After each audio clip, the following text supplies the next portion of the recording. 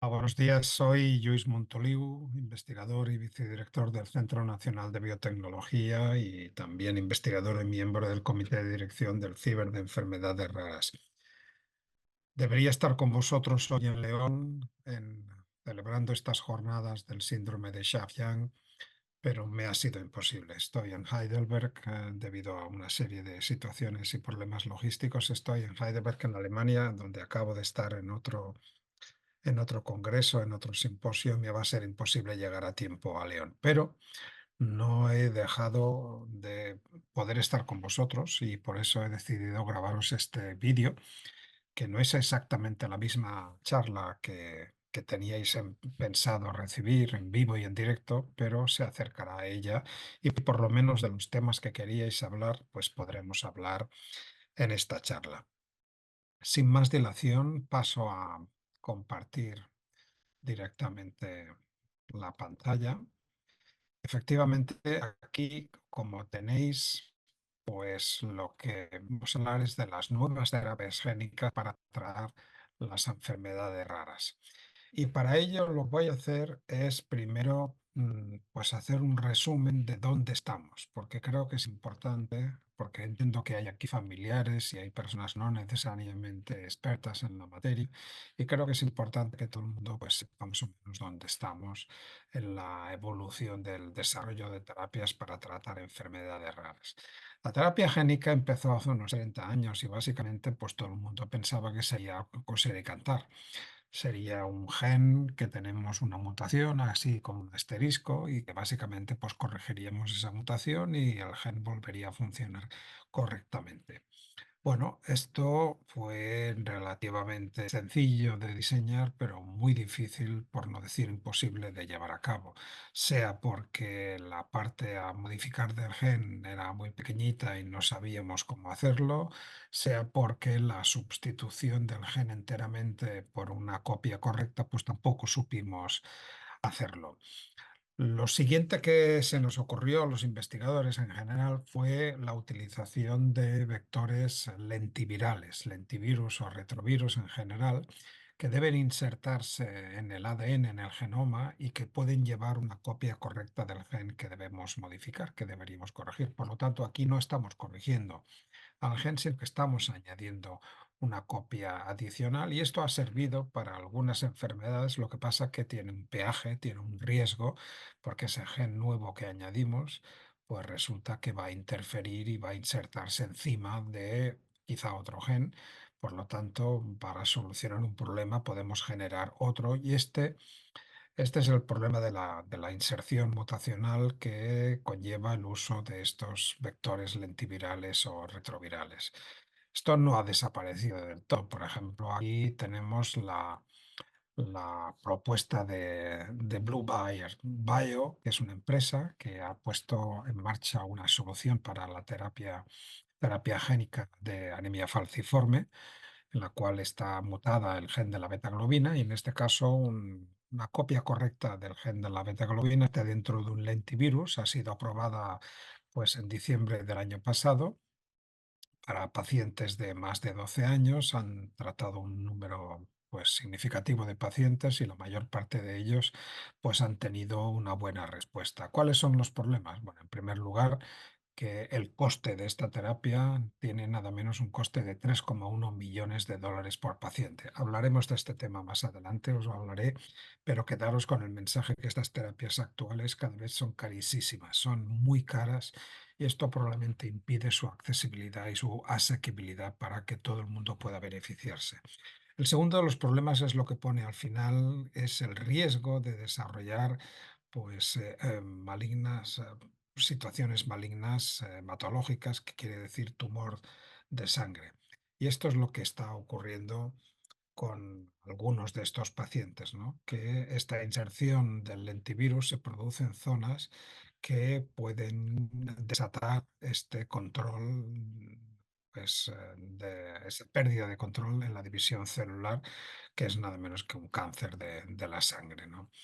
La ruta del lentivirus y de los retrovirus en general, pues es que tiene que pasar por esta inserción en el núcleo y este es uno de los problemas principales. Son muy útiles conseguir la expresión de genes, pero tienen este problema importante de que se insertan en alguna parte de su ciclo biológico, en el genoma de el anfitrión que los acoge, y esto puede producir pues, mutaciones adicionales a las que queríamos corregir. ¿Cuál fue la siguiente evolución tras estos problemas causados por lentivirus y por retrovirus? Pues no insertarse en el genoma. Y aquí sí que quiero decir que ha sido un evento revolucionario. Estamos hablando tanto de los adenovirus como en particular de los virus adenoasociados, a los AAVs, que los habréis visto mencionar, en los cuales son plásmidos en el sentido de que son moléculas de ADN circulares que se mantienen flotando dentro del núcleo y que contienen la copia del gen correcto que queremos utilizar, pero que no se insertan en el genoma. Por lo tanto, no tienen el problema de los lentivirus y los retrovirus de mutagénesis insercional. Aquí tenéis uno de estos virus adenoasociados, en los cuales pues, tenemos muchos serotipos capaces de infectar con preferencia células musculares, células de hígado, células de la retina y algunos serotipos que pueden pasar la barrera hematoencefálica y pueden llegar al sistema nervioso, con lo cual han sido muy utilizados, ¿no? Aquí tenéis el ciclo de virus de uno de estos, el ciclo de vida de uno de estos virus adenoasociados, que en ningún momento se inserta directamente en el genoma, sino que se mantiene como esta molécula circular dentro del núcleo que llamamos episoma. Esto tiene una garantía adicional y en principio esto hace que estos virus puedan administrarse una sola vez y si todo va bien, pues el resto de la vida del paciente pues se mantenga la expresión correcta del gen. Ejemplos de estos son, por ejemplo, Luxturna. Luxturna es uno de las pocas terapias génicas basadas en virus adenoasociados que ha sido aprobada también en España, relativamente reciente. Esto se insertó, hay un error, se trató por vez primera en el 12 de octubre en 2022, pero fijaros que en Estados Unidos estaba aprobado desde el 2017 y por la Agencia Europea del Medicamento en 2018. El coste es importante, son 345.000 euros por cada ojo y como solemos tener dos ojos, pues resulta que el coste va a ser 690.000, unos 700.000 euros para este tratamiento. Este es un tratamiento que sirve para diferentes enfermedades degenerativas de la retina que cursan con la falta de expresión del gen RPE65, que es el que está incluido dentro de estos virus, ¿no? Esta es una terapia que ha funcionado y que sigue administrándose sobre todo a pacientes pediátricos, pero que tiene este problema de coste, que es un problema importante. Si nos preguntamos cuántas terapias hay aprobadas actualmente en Europa, la verdad es que la lista es relativamente corta, son apenas 15 productos y son los que tenéis ahora aquí en pantalla, y entre ellos está Casgevy, que es la única terapia aprobada hasta el momento que ya ha sido aprobada tanto en Reino Unido como en Estados Unidos como por la Agencia Europea para tratar la anemia falciforme y la beta-talasemia a través de las herramientas CRISPR de edición genética, que son el futuro y que para eso me voy a dedicar un poquito más. Sabéis que estas herramientas derivan en origen de un sistema de defensa de las bacterias que usan para defenderse de los virus y de los plásmidos que pueden acecharlas. Sabéis que este sistema inmunitario de las bacterias y de las arqueas lo descubrió el microbiólogo español Francis Mojica de la Universidad de Alicante y que después otros investigadores, en particular dos investigadoras, Emmanuel Charpentier y Jennifer Doudna, lo convirtieron en el sistema de edición genética que conocemos actualmente y que sirve pues para prácticamente todo lo que nosotros queramos, ¿no? Desde cortar, insertar, reemplazar, modificar, marcar, modular, pues prácticamente el límite está en nuestra imaginación, tanto en biología como en biotecnología, como en biomedicina. Es una herramienta que en origen servía a las bacterias para defenderse de los virus, pero que la hemos convertido en una herramienta para editar cualquier gen de cualquier organismo. Esta fue la herramienta que presentaron estas dos investigadoras que ganaron el Premio Nobel de Química en 2020 precisamente por esta propuesta. Nos hubiera encantado que Francis Mojica hubiera estado en la terna, pero no fue así, y así se escribe la historia. Francis fue el que les dio la idea. Emmanuel Charpentier y Jennifer Doudna pues recogieron la idea de Francis y la la llevaron a un estadio superior, en la cual la convirtieron en una herramienta de edición genética, en origen binaria, una proteína Cas9 nucleasa, esta mancha amarilla, que corta el ADN en las dos cadenas, los dos triangulitos, que corta no al azar, sino donde le indica una guía de ARN, que es de color azulito, que tiene 20 letras, se aparea con nuestro gen favorito y le indica a la tijera dónde tiene que cortar. Es una herramienta extraordinariamente versátil, que es la que nos ha dado pues, la mayor parte de las alegrías y de las revoluciones en biomedicina actuales. 12 años después, todo lo que se ve ahora en pantalla es de origen comercial. Ahora no son dos, sino tres los elementos, porque el RNA, la molécula de RNA guía la hemos roto en dos trocitos. Un trocito que es la parte azul, que es variable, que es la que se aparea con el gen que nosotros queremos inactivar. Y la parte de color violeta es constante y solamente se tiene que comprar una vez y se alicuota y sirve para todos los experimentos. Y es la que atenaza este ARN y lo hace unirse a la nucleasa. Esto es lo que llamamos las herramientas CRISPR de primera generación, que para funcionar lo que hacen es cortar el ADN, simplemente son unas tijeras, por eso se las reconoce habitualmente como tijeras. Y esas tijeras producen este corte de doble cadena que tiene que repararse porque es una agresión muy importante que reciben las células. Habitualmente se pueden reparar o bien por la izquierda o bien por la derecha. Por la izquierda es la vía de la unión de los extremos no homólogos, en la cual se insertan y se seleccionan letras, indels, y esto hace que aparezcan pues, letras complementarias en cada una de las cadenas, de tal manera que se pueda restituir la continuidad física del cromosoma. Esto quiere decir que una A queda delante de alguna T, una G queda delante de alguna C. Lo que pasa es que como hemos quitado y hemos añadido letras, lo más frecuente que ocurra es que se produzca una disrupción génica. La vía de corrección de la derecha es la que nos encantaría que hubiera funcionado siempre, es la que está guiada por homología, porque fijaros que aquí lo que estamos dando es una secuencia que comparte homología a izquierda y a derecha del doble corte y que incorpora pues, una secuencia de nuevo.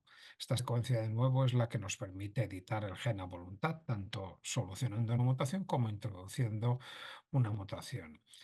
En realidad, de estos dos sistemas, lo que sabemos hoy en día es que el de la derecha, el que nos encantaría que funcionara, pues solamente funcionan algunos tipos celulares, en particular aquellos que se están dividiendo actualmente. Pero hay muchas células que no se dividen en nuestro cuerpo, las células, las neuronas, muchas células de la retina, etcétera. Y para esas células no nos queda otra que utilizar el sistema de corte, el sistema de la unión de los extremos no homólogos, que no es exactamente el óptimo que nos hubiera encantado utilizar. Por eso lo que pensamos que la terapia génica iba a resolver, corrigiendo las mutaciones, también, por ejemplo, lo que podría haber resuelto si alguien se lo propone, ese síndrome de Schaff-Young que estáis estudiando y que estáis aquí discutiendo estos días, pues cortando cerca de la mutación en la copia paterna del gen MAGEL2 y luego con un molde, con una pequeña secuencia de ADN, conseguir que se restituyera la secuencia, pues esto que es lo que nos imaginábamos que iba a suceder, la realidad es que esto no sucede. La realidad es que las herramientas CRISPR hasta el momento solamente se han utilizado o mayormente se han utilizado, si no podemos cambiar la mutación, lo que sí podemos es inactivar, que es otra manera de curar, porque hay veces que la expresión anómala de un gen es la que es la causa original de esa patología, por lo tanto no vamos a poder corregir esa mutación, pero sí que podemos eliminar ese gen para que no se exprese adecuadamente. La terapia génica somática, la que va a tratar a personas que están aquejadas de una determinada condición genética o enfermedad rara o común de origen genético, pues puede ser tratada pues, por dos vías, ¿no? In vivo, si le entregamos directamente al paciente los elementos correctores, o ex vivo, si extraemos células de ese paciente, las modificamos en el laboratorio y una vez estén editadas las volvemos a introducir en el paciente. Fijaros que hay casi o más de 2.500 ensayos de terapia génica que están activos, que están reclutando pacientes en todo el mundo. Por lo tanto, hay muchísimos ensayos clínicos y es importante que visitéis periódicamente esta base de datos de clinicaltrials.gov de Estados Unidos, de los Institutos Nacionales de Salud de Estados Unidos, porque es la mejor manera de estar informados de cualquier propuesta de terapia génica o de terapia de cualquier tipo celular que pueda proponerse, pueda lanzarse para ensayar clínicamente y que, bueno, pues uno puede escribir a los promotores, a los investigadores y puede sugerir pues que nuestro hijo sea uno de los candidatos a ser testado en esos ensayos clínicos. Es muy importante. Hay unas 2.500. De ellas aproximadamente unas 100, 100, 101, esto va subiendo cada día o cada semana, pues se refieren a terapias basadas en las herramientas CRISPR. Por lo tanto, las herramientas CRISPR, al menos en un centenar de ocasiones, ya están llegando a la clínica y, como veremos a continuación, ya son una realidad. Lo más fácil para CRISPR es romper un gen. Romper un gen se convierte en la situación más habitual y esto es lo que hacen las herramientas de primera generación, ¿no? La utilización más habitual de CRISPR para el tratamiento de enfermedades es lo que se llama la inmunoterapia del cáncer, que es una bendición porque es algo que ha venido a suplir aquellos cánceres que están desahuciados médicamente porque ya no responden ni a quimio ni a radioterapia, pero que sí responden a inmunoterapia, ¿no? La inmunoterapia la inventaron dos investigadores, James Allison y Tasuku Honjo, que descubrieron dos reguladores negativos del sistema inmunitario, el CTLA4 y el PD1. PD1 es uno de los genes que habitualmente se inactiva. ¿Y cómo lo inactivamos? Pues precisamente con CRISPR. Si son pacientes de sarcoma, de melanoma o de mieloma, que son cánceres, son recalcitrantes, difíciles de tratar, cuando estos pacientes están desahuciados, se pueden extraer linfocitos a los cuales con CRISPR se les inactiva el gen PD1 y otros genes, y esto hace que los linfocitos sean más agresivos contra las células tumorales. Y antes de introducirlos de nuevo en el cuerpo del paciente, se les añade este receptor quimérico de antígeno que en inglés se llama Chimeric Antigen Receptor, y habéis oído hablar de las células CAR-T. Pues bien, las células CAR-T también incorporan un paso de inactivación mediante CRISPR de estos genes reguladores. Y esta es probablemente la utilización más masiva que se hace de CRISPR hoy en día. También tenemos la empresa Intelia, que es la empresa de una de las dos investigadoras que ganaron el premio Nobel, Jennifer Doudna, que se dedica al tratamiento de una enfermedad rara, la enfermedad que se llama la amiloidosis por transtiratina congénica y que cursa con una sobreexpresión del gen TTR que llega a causar la muerte de los pacientes, ¿no? Porque se acumula en neuronas y en células musculares.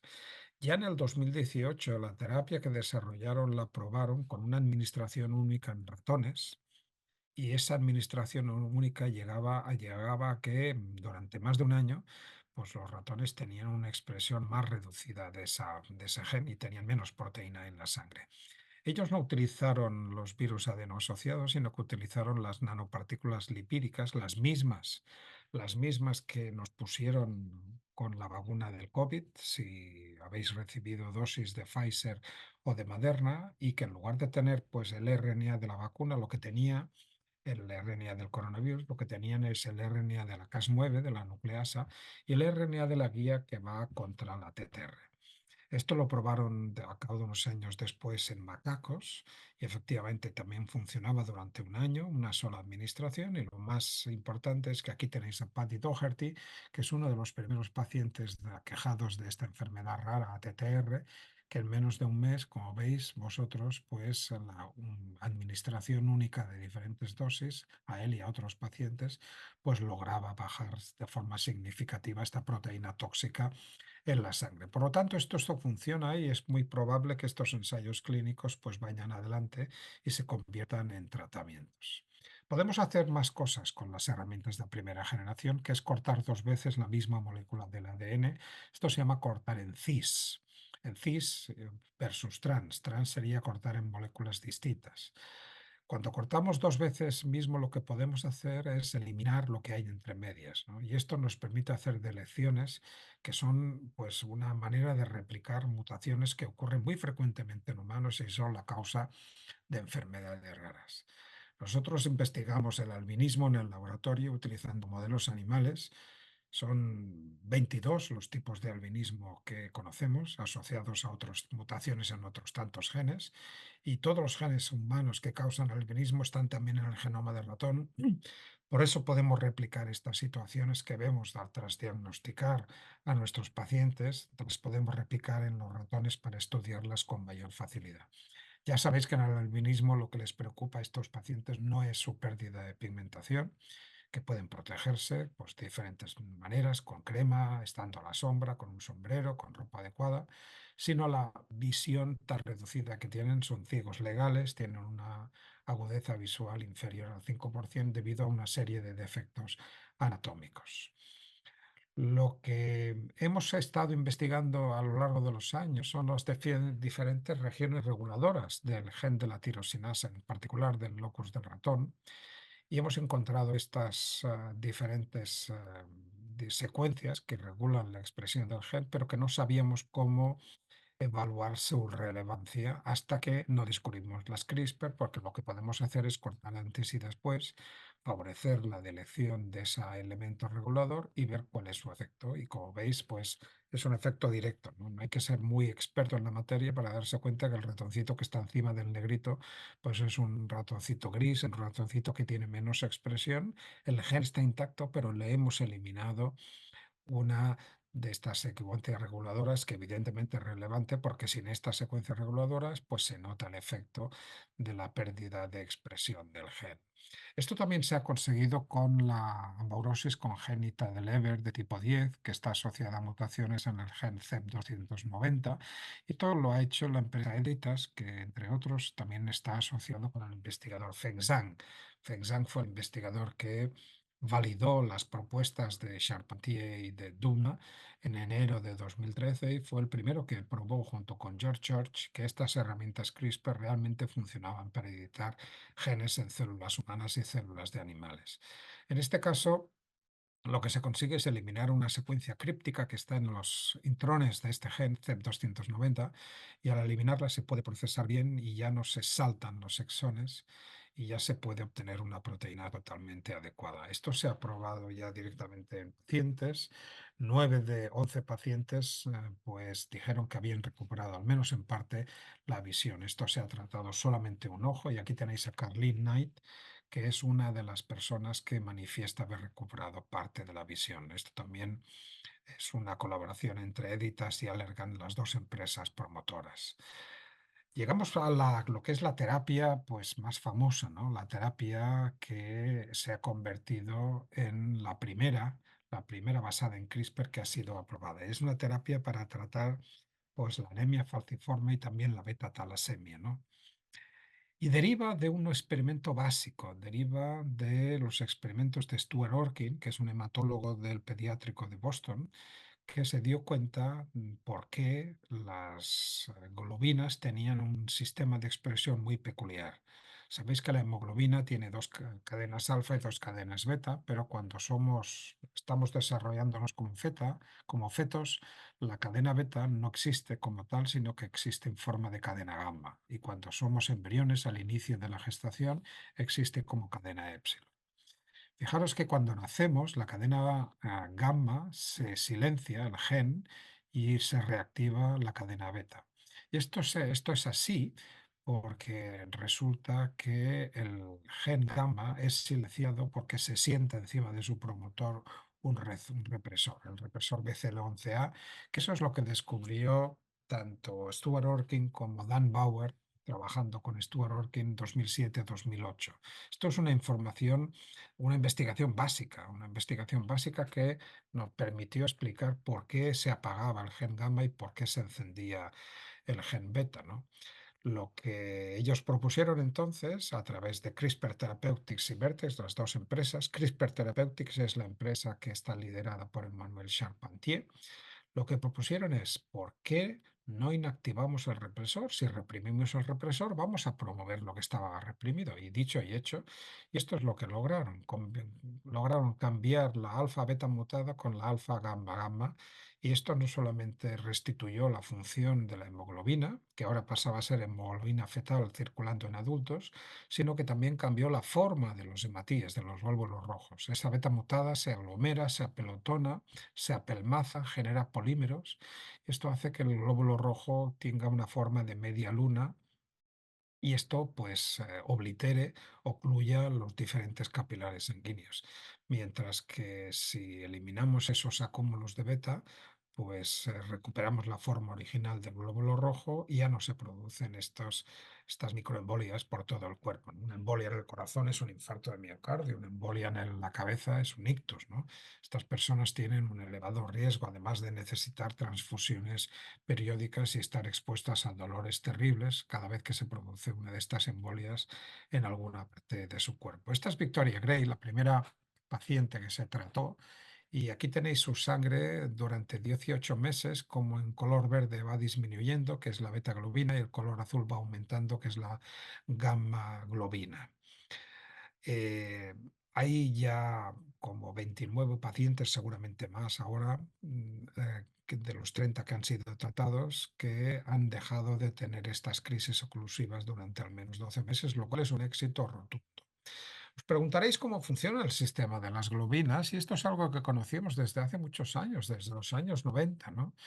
Las células de la sangre que están encargadas de sintetizar hemoglobina, pues están gobernadas por este locus, el locus beta, en el cual tenemos una serie de elementos que controlan todo el locus, que es una región controladora del locus.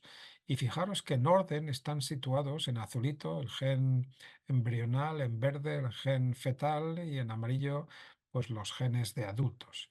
Inicialmente, los genes se dejan regular por este enhancer, por este potenciador, en base a su proximidad. El más próximo es el gen embrional y por eso la primera beta globina que aparece es la beta epsilon, que es la que se manifiesta en los primeros días y semanas de gestación.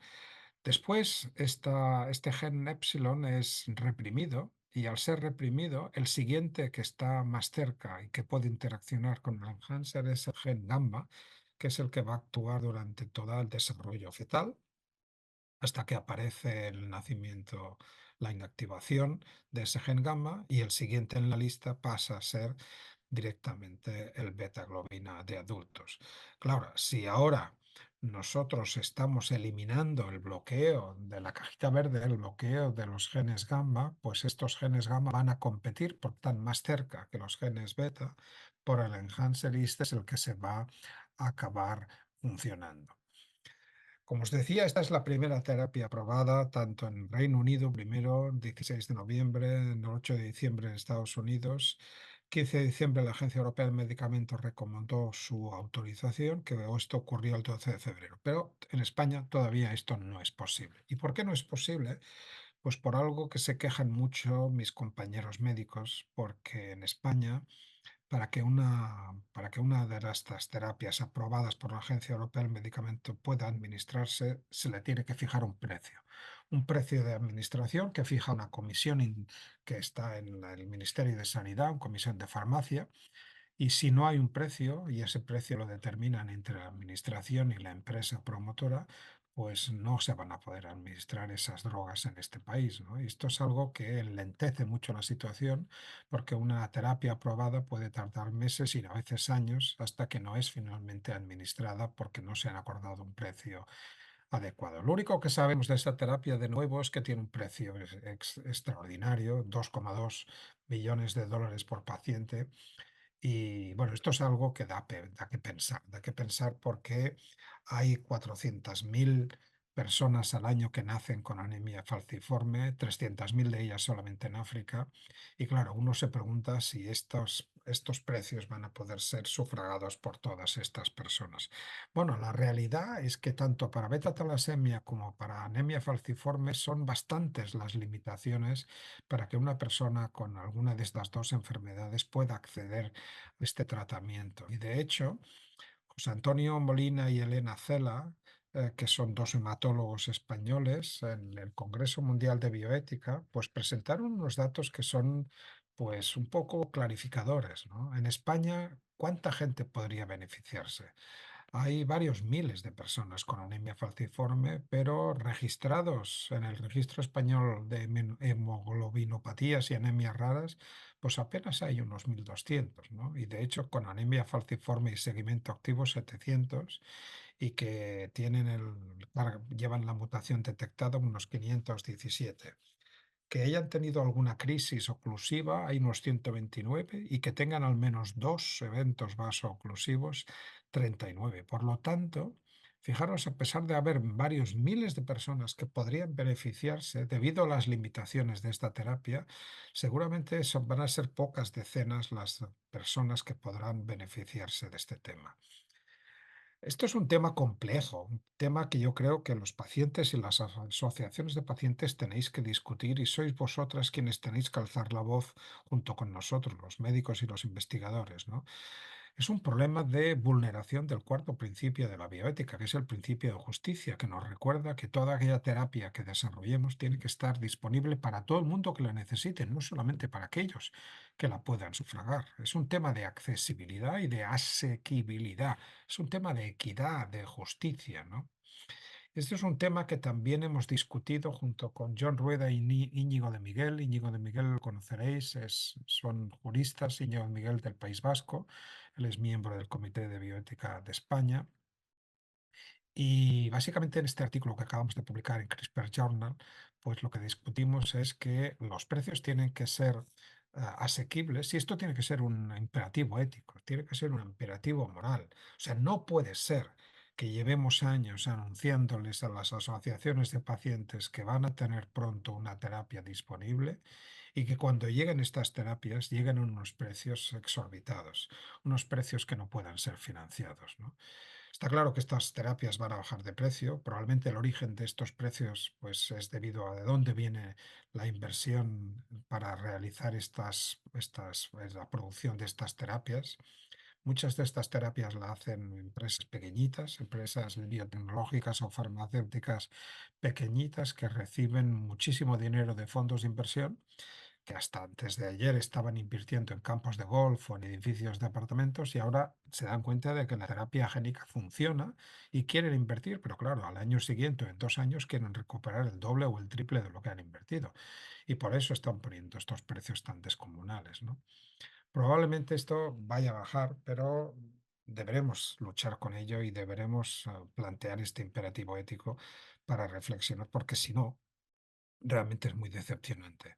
Será extraordinariamente decepcionante tanto para pacientes como para investigadores que hayamos resuelto científicamente estas enfermedades, pero que no podamos tratarlas porque tienen un precio demasiado alto. Soluciones, las hay. Intelia, esta empresa de Jennifer Doudna, no solamente ha tratado la amiloidosis por transtiretina, también ha tratado el angiodema hereditario o angiodema congénito, y aquí lo que se trata es de eliminar la expresión de un gen, que es el gen de la calicreína, que es el que acaba produciendo, cuando está funcionando, esa vasodilatación y esa permeabilidad en los tejidos, que resulta pues en un dolor muy intenso, ¿no? La eliminación de la calicreína, de hecho, es bastante similar a la eliminación de la TTR. Fijaros lo que han propuesto en Intelia.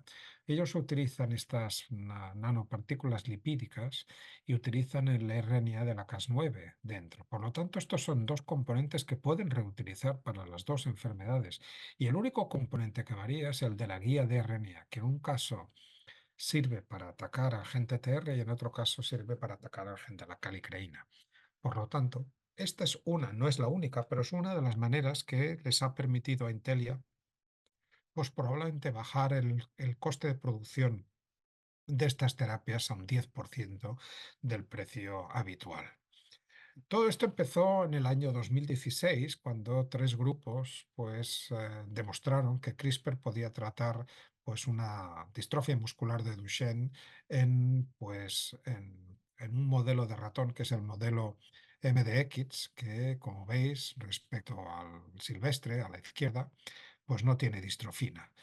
Y lo que hicieron estos tres grupos de forma independiente, y esto da robustez al desarrollo, pues lo que consiguieron fue eliminar un exón patogénico, pues cortando antes y después del exón, y con ello restituyeron la expresión de distrofina en un 15 o un 20%. Al cabo de un par de años, esto lo repitieron en perros Beagle.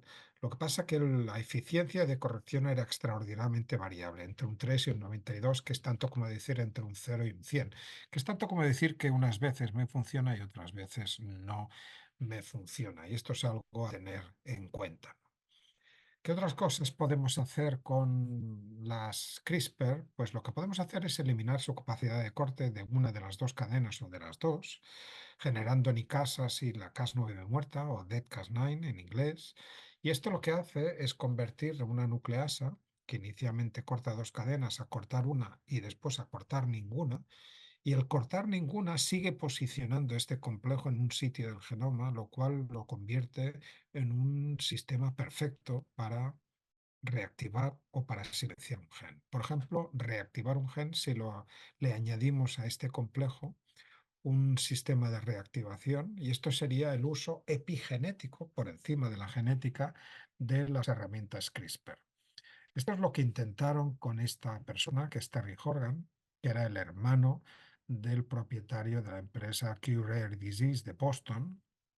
Esto es lo que se llama una terapia de un solo paciente, que yo discuto siempre mucho, porque no aprendemos nunca nada. Si sale todo bien, pues todo el mundo contento, pero no sabemos por qué ha funcionado. Si sale mal, pues tampoco sabremos por qué ha salido mal, porque no tenemos nada con qué comparar, ¿no? A este chico, pues se le administraron un número tal de partículas virales, tantas como 10 a la 15, 7 por 10 a 15, estos son 1000 billones, estos son un montón, es un 1 con 15 ceros, y fue tal la cantidad de virus que se le administró, aprovechando los números que se habían descubierto en ratones, pero la regla de tres no funciona en biología. Y lo que se consiguió es que este chico desgraciadamente falleciera a los pocos días porque el sistema inmunitario colapsó.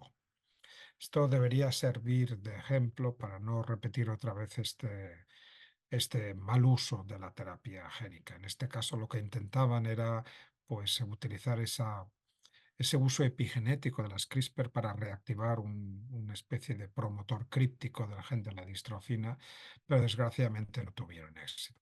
Podemos hacer lo contrario, podemos unir a ese complejo que no corta pero posiciona un represor, y eso sirve para el uso epigenético para silenciar genes, y esto es lo que ha hecho Ángelo Lombardo para silenciar, no con CRISPR, sino con las proteínas unidas a dedos de zinc, para inactivar el gen PCSK9, que es el que acaba determinando una bajada del colesterol en sangre, como veremos después. Sabes que hay una serie de problemas asociados a las CRISPR de primera generación que tienen que ver con la posibilidad de mutar genes muy parecidos, o lo que se llaman las mutaciones, no esperadas o mutaciones imprevistas fuera de la diana, off targets. Y esto, que en principio puede manejarse bioinformáticamente porque se pueden escoger guías que pues tengan asociados menos de estos problemas, pues es algo que vamos a tener que tener presentes hoy en día, ¿no? El genoma que hemos estado utilizando humano como referencia, pues era un genoma mosaico, proveniente de varias personas, no era el de una sola persona. Y ahora nos damos cuenta de que hay unas variantes que son poblacionales y que hacen que para cada región del genoma tengamos diversas variantes, ¿no? Por lo tanto, en función de cuál sea la que usemos nosotros de referencia, podemos generar guías que después esas guías puedan estar representadas en otra parte del genoma sin que nosotros nos hayamos dado cuenta, porque hemos usado una referencia inadecuada del genoma. Esto, lejos de ser una situación teórica, pues ha sido una situación desgraciadamente práctica. Y aquí tenéis a Dan Bauer y a Luca Pinello, que han descubierto que una de las guías que corta el represor BCL11A, que es el que permite la terapia CRISPR-Cas9, resulta que en algunas personas también está presente esta secuencia en el mismo cromosoma, lo cual puede fomentar pues una delección de esa zona o una inversión. Y para más INRI resulta que la población afectada, 1 de cada 10 de esa población que tienen esa secuencia mutada en el mismo cromosoma, son curiosamente las personas de origen afroamericano, que son las que tienen mayor predisposición a desarrollar esa anemia falciforme. Os decía que el principal problema que tenemos con las herramientas CRISPR de primera generación es que el sistema de la derecha, la reparación por homología, no funciona eficazmente. Sí que la podemos usar a nivel de ratones de laboratorio, pero no a nivel de clínico. Y en cambio, la de la izquierda, que es la que funciona, es la que genera mucho ruido, porque cada vez que tiene que insertar y deleccionar letras, lo que acaba sucediendo es que se generan alelos distintos que acaban, pues, unos funcionando y otros no tanto, ¿no? Por lo tanto, tenemos un mosaicismo, tenemos una diversificación de alelos que no nos ayuda en nada. Nosotros lo vemos porque trabajamos en genes de pigmentación. Este ratoncito debería haber sido uniformemente pigmentado al restaurarlo con una guía de CRISPR, pero solamente partes de su cuerpo lo hacen porque yo cuando inyecto en embrión, esas herramientas CRISPR se van diluyendo y en un embrión de 8 células, cada célula tiene 2 copias del gen heredada del padre y de la madre, 8 por 2, 16, hay 16 maneras de arreglarlo. Ese mosaicismo para mí no es un problema, y ese ratón mosaico lo cruzo con un ratón mutante albino y lo que voy a conseguir en la siguiente generación va a ser el ratón uniformemente pigmentado como yo quería. Y esto sucede en todos los casos, porque yo sé que los ratones que genero todos son mosaicos, portadores de diversas mutaciones, y después de- de- de segregarlos en las diferentes generaciones, pues yo tengo ratones que son los que me interesan. Esto lo puedo hacer con ratones, pero evidentemente no lo puedo hacer con personas. ¿Cómo resuelvo estos problemas? Pues quien ha resuelto estos problemas es David Liu, que si hubiera un segundo Nobel de CRISPR seguramente se lo darían a él. A él se le han ocurrido no solamente las herramientas CRISPR de segunda generación, sino también las de tercera, ¿no? En particular las de segunda generación son las que unen una deaminasa con una nicasa. ¿Y qué hace la deaminasa? Estas dos proteínas nunca han estado juntas en la evolución, pero lo que hacen es cambiar las letras químicamente sin necesidad de cortar el ADN, por lo tanto sin generar mosaicismo. Son los editores de bases.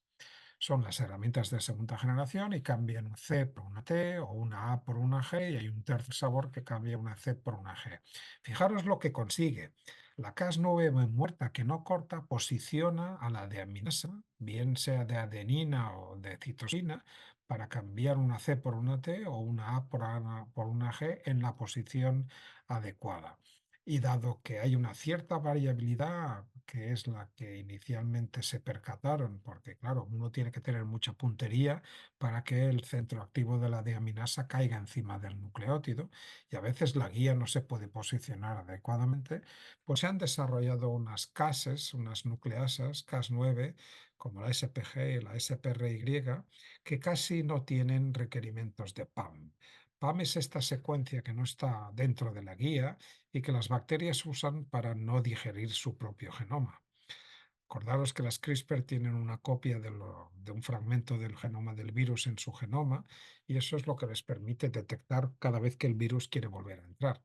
Pero ese fragmento no está cogido al azar, está cogido al lado de una secuencia, que es la secuencia, este motivo adyacente del protoespaciador, que es lo que para nosotros es una limitación biológica. No podemos poner las guías donde queramos, a no ser que usemos estas Cas que son sin PAM y que nos permiten casi casi moverlas de nucleótido a nucleótido hasta conseguir posicionar la deaminasa encima de donde queremos. Esto se ha hecho con éxito en modelos de ratón de en este caso de fenilcetonuria, en modelos de ratón también de anemia falciforme y por ejemplo también se ha hecho para disminuir la expresión de PCSK9. El PCSK9, ¿cómo se puede eliminar la expresión con los editores de base? Pues cambiando un codón que codificaba antes por un aminoácido por un codón de stop, con lo cual se consigue una proteína que se detiene prematuramente. En este caso, la inactivación de PCSK9, que es el represor natural del receptor de las lipoproteínas de baja densidad, lo que consigue es subir esos receptores, que esos receptores pues lo que hacen es retener a capturar más lipoproteínas de baja densidad, que son las que transportan el colesterol, y el efecto final es que se reduce la cantidad de colesterol circulante, por ejemplo, en personas que tienen hipercolesterilemia. Esto se ha probado en macacos y ya está en marcha un ensayo clínico en personas. Los editores de base fueron los que salvaron la vida a Lisa, ¿no? Esta niña que tenía esta leucemia linfoblástica aguda que no era, era intratable, y la que utilizando editores de base pues se inactivaron una serie de genes, y finalmente pues esta niña, en lugar de morir como hubiera pasado con el resto de niños, pues logró seguir adelante, y esto es algo que no solamente ha ocurrido con ella, sino con otros niños que también han seguido la misma tecnología. Me permito recordaros que esto se publicó los resultados en el año pasado, en verano del año pasado, pero es que los editores de base a David Liu se le ocurrieron en 2016, y apenas 6 años después estaban ya siendo utilizados para tratar a Lisa. Esto también ha servido para tratar una inmunodeficiencia combinada severa que cursa con mutaciones en el gen CD3D. Y esta semana última, esto es muy nuevo, también se han usado estos editores de base para tratar otra enfermedad rara, muy grave de la sangre, que es la enfermedad crónica granulomatosa asociada al cromosoma X. Y en este caso lo que han usado han sido los editores de base de adeninas unidas a estas cases que no tienen PAM, y lo que consiguen es restaurar la mutación del gen CYBB, que es el gen del citocroma B245 que está mutado en esta enfermedad. Si me preguntáis cuál podría ser el futuro del síndrome de Shaft-Yang, sin saber si esto ha ocurrido, me temo que no, pero como posibilidad futura, la restauración de mutaciones seguramente no va a ocurrir con las herramientas de primera generación, y sí que podría ocurrir con estas herramientas de segunda generación, con los editores de base, si se hacen los experimentos adecuados de forma prudente, primero en células, después en animales y tercero en ensayos clínicos, porque esa es la manera que te conocemos ahora de restaurar y no de inactivar genes.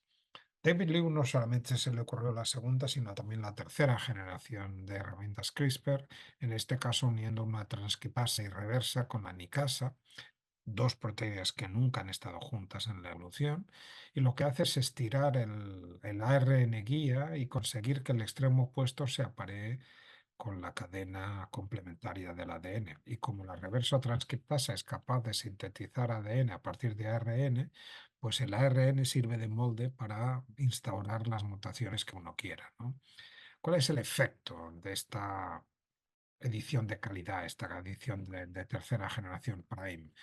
Bueno, pues si comparamos una primera generación a la izquierda con la tercera generación a la derecha, veréis que el porcentaje de corrección es prácticamente similar, del mismo orden de magnitud, pero lo importante es que el mosaicismo, los errores son muy evidentes con la primera generación y son prácticamente pues no existen en la tercera generación. Ha habido diversas modificaciones, y realmente pues tenemos diversas versiones de la edición esta de calidad, que probablemente va a ser una de las sorpresas, en el mejor sentido de la palabra, en los próximos años. El propio David Liu nos dice todas las diferentes herramientas CRISPR que tenemos desarrolladas y cuáles son las diferentes utilizaciones, ¿no? El resumen de todo lo anterior es que para inactivar genes podemos utilizar las herramientas de primera y de segunda generación, o incluso la edición epigenética. Para corregir genes no nos sirve la primera generación, nos van a servir la segunda y probablemente la tercera, y vamos a combinar tecnologías de virus adeno asociados, de partículas similares a los virus, de RNA mensajero como el de la vacuna de la COVID, o de vesículas extracelulares o nanopartículas lipídicas. Todas estas palabras son las que nos indican hacia dónde va el futuro de la terapia génica basada en CRISPR. Ahora tengo que deciros, para acabar, un par de incorporaciones novedosas para que veáis que este es un campo en franca evolución. Os doy y os voy a hacer una mención de cosas muy nuevas, pero quiero que como pacientes y como asociación de pacientes también conozcáis hacia dónde va la tecnología y cuál es el futuro. podría pensar que las CRISPR ya lo sabemos todo, ¿no? No, no, hay cosas que son adicionales, ¿no? Porque con las CRISPR no lo podemos hacer todo. Por ejemplo, no podemos insertar grandes secuencias en un sitio, ¿no? No sabemos hacerlo esto de una forma robusta. Tampoco podemos eliminar grandes secuencias. A veces hay duplicaciones o se necesitan inserciones, sobre todo en síndromes, en enfermedades raras sindrómicas, y no sabemos cómo asumirlas con CRISPR, ¿no? Tampoco sabemos garantizar las inversiones, ¿no? ¿Por qué os planteo esto? Pues porque las CRISPR, como no podía ser de otra manera, también tienen limitaciones. Y fijaros que esto lo intentó resolver de una forma, pues, parcialmente exitosa el grupo de Mark Weil de la UPF en Barcelona al crear estas estrategias que llamó FICA. Esta estrategia FICA pues utiliza una mezcla de la nucleasa Cas9 y su RNA unida a una proteína de un transposón, del transposón PIGAP, la transposasa.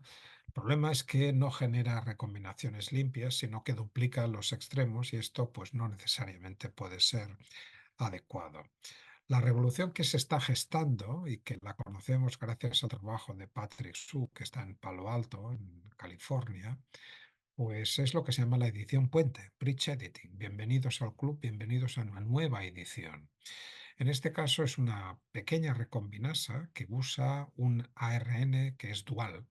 Y es dual porque tiene secuencias complementarias al sitio de partida y al sitio de llegada. Por lo tanto, es capaz de cortar de un sitio y llevar esa misma secuencia a otro. Casi que es la herramienta ideal que nos encantaría utilizar, ¿no?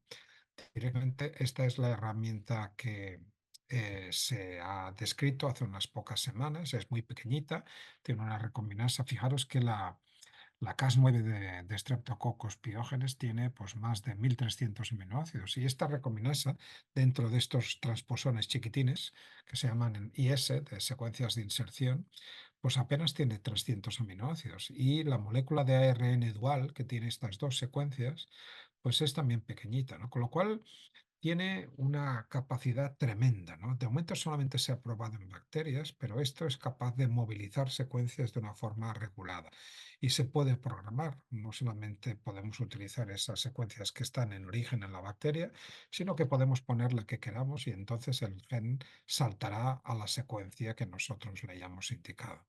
Claro, si comparamos frente a frente el FICAT de Mark con el Bridge Editing, pues lo que nos damos cuenta es que de momento podemos insertar grandes secuencias relativamente hasta 5 kilobases con la edición puente y hasta 10 kilobases con el FICAT, ¿no? La eficiencia es muy alta en el caso de Bridge Editing, casi más del 85%, pero solamente se ha testado en bacterias. La eficiencia es menor en el FICAT, pero ya funciona en ratones y en humanos, ¿no? Lo que genera el problema fundamental en FICAT es que duplica todas unas secuencias en los extremos, y mientras que el bridge editing apenas lo duplica solamente dos letras. Lo que es preocupante todavía en la primera versión del bridge editing es que un 30% de las veces se equivoca, una de cada tres veces se equivoca. Y esto es algo que evidentemente tendrá que cambiar.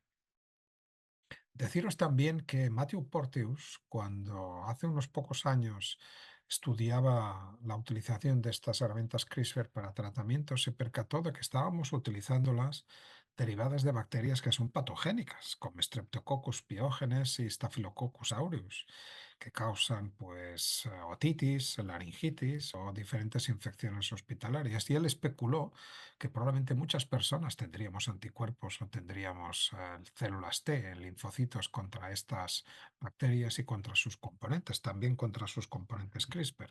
Y estaba en lo cierto, la mayor parte de nosotros tenemos anticuerpos.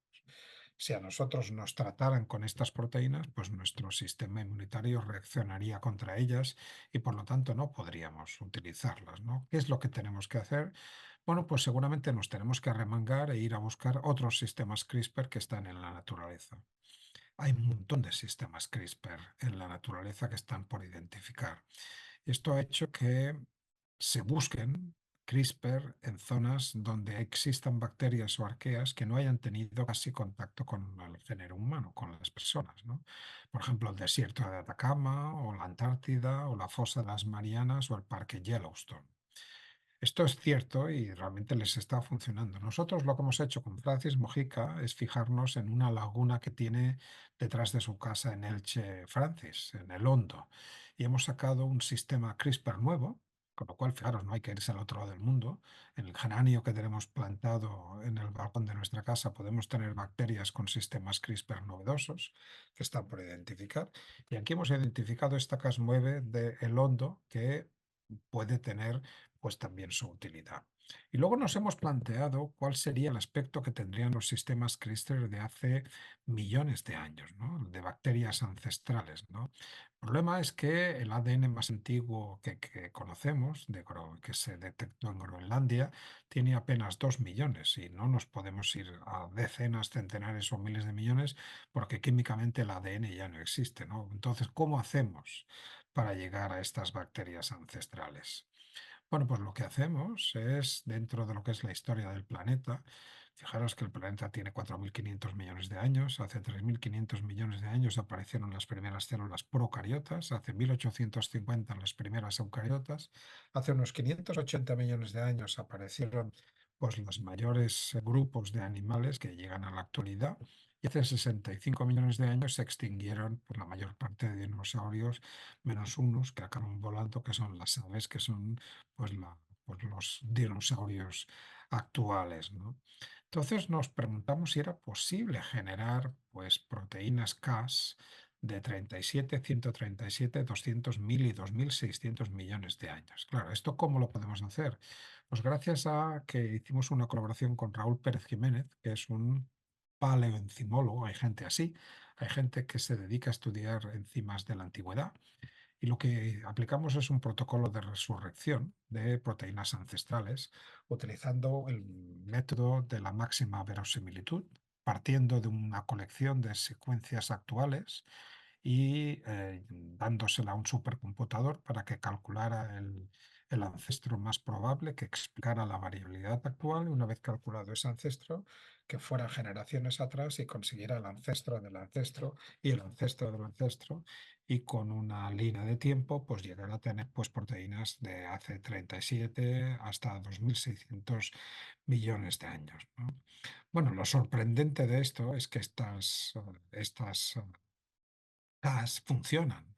En rojo tenéis la de referencia de Piógenes, de color violeta tenéis la que tiene solo 37 millones de años y funciona al 60%. En naranja tenéis la que tiene 137 millones de años y funciona al 80%. Y tanto en amarillo como en verde tenéis las que tienen 200 y 1.000 millones de años y funcionan al 40%, que lo cual no es moco de pavo. Con lo cual, fijaros que es posible utilizar otros sistemas CRISPR-Cas, ¿no? Esto lo acabamos publicando a principios del año pasado y es una colaboración entre diversos grupos en la cual pues vimos que no solamente nos tenemos que contentar con las CAS actuales, sino que podemos echar mano de las CAS de antiguas. Bueno, pues aquí he llegado y he estado exactamente una hora y espero que os haya servido. No voy a poder participar en la mesa redonda. Si tenéis preguntas me encontráis muy fácilmente y pues nada, os deseo que acabéis esta jornada del síndrome de Sharp-Yang pues lo más exitosamente posible y a mí me encontraréis muy fácilmente por email, por teléfono, donde queráis y podéis resolver cualquier duda. Este es mi grupo de laboratorio y las diferentes instituciones que nos den dinero para trabajar, con las cuales estamos muy, muy agradecidos. Dejo de compartir la charla y os digo ahora que muchísimas gracias a todos por vuestra atención y espero que esta charla pues, os haya servido de algo. Bueno.